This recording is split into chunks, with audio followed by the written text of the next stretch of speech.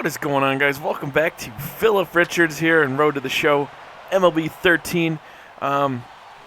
Before I get started too quickly here, I will be live streaming some Phillip Richards tonight, probably around 7 or 8 p.m. Eastern. Just keep an eye on my channel. I'll post a video when I go live.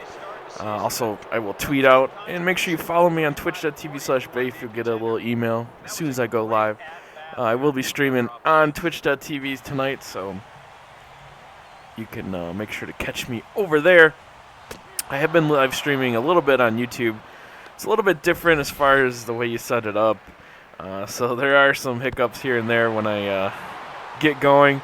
Also, the chat's not nearly as nice as twitch.tv, but I do like the fact that I can now stream in HD on YouTube, so makes it a little nicer because I like to live stream Ken Griffey Jr. on YouTube. That way, the guys that can't catch me on Twitch because of whatever reason, some people don't like the app, some people don't like it where they live, and other people like the fact that when I stream on YouTube, it just saves a copy right there for you guys. So if you were not able to make the live stream, you can watch it at any time.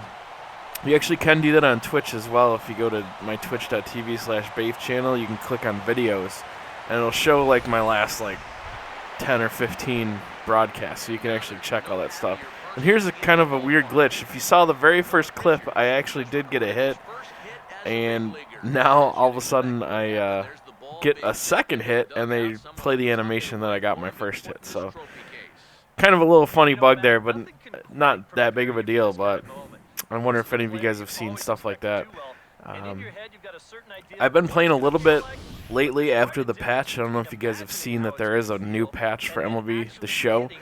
The patch seems to have fixed some of the pitching woes that we've seen.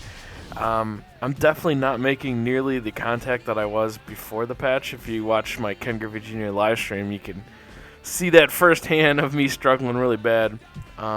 Before the patch, I was actually playing on Hall of Fame and still batting above 400.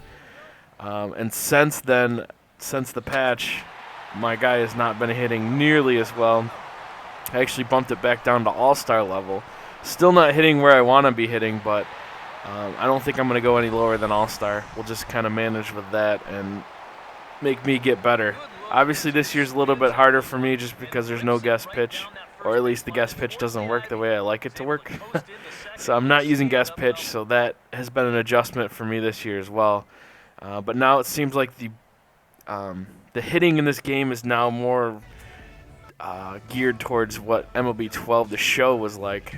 So if you are used to hitting just tons and tons and tons of bombs and you haven't played since the patch, at least for me, it seems like it's much more difficult.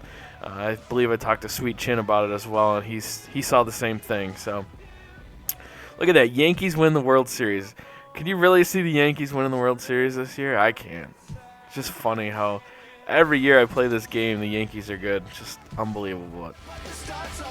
Welcome back to the MLB pregame show. The action is right around the corner, but before we get there, we'll take a look at some young talent you'll see out on the diamond with today's installment of the Bowman Prospect Spotlight. Phillip Richards is our focus, having signed only a one-year deal with this organization during the offseason. For whatever reason, the two sides couldn't come to any kind of long-term agreement, so we'll have to go through the contract process again after the year. Well, you hear a lot about players wanting that security of a long-term contract, but sometimes it is in their best interest to sign a one-year deal. I mean, think about it. You can drive your price tag up even higher if you have a monster year, and a lot of players will do just that, and they'll use it as their motivation to play. And it can be a good thing for an organization as well. Typically, one-year deals aren't that expensive, and they give that team a chance to see how this player is going to develop. All right, the guys and I will be back to get this one started on the show right after this.